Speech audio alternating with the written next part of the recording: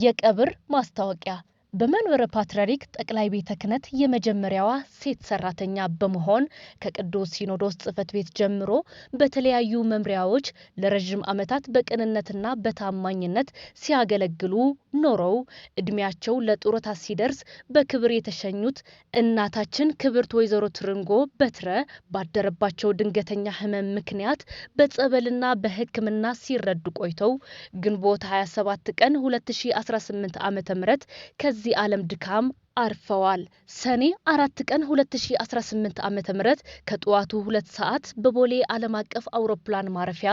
አስከሬናቸው ከሰሜን አሜሪካ አቀባበል ይደረጋል። የቀብራቸው ስነ ስርዓትም ብፁዓን አበው ሊቃነ ጳጳሳት፣ የመንበረ ፓትርያርክ ጠቅላይ ቤተ ክህነት የመምሪያ ኃላፊዎችና ሰራተኞች፣ የአዲስ አበባ ገዳማትና አድባራት አስተዳዳሪዎችና ሰራተኞች እንዲሁም ወዳጅ ዘመዶቻቸው በሚገኙበት በመናገሻ ገነተ ጽጌ ቅዱስ ጊዮርጊስ ቤተክርስቲያን አርብ ሰኔ 5 ቀን 2018 ዓ.ም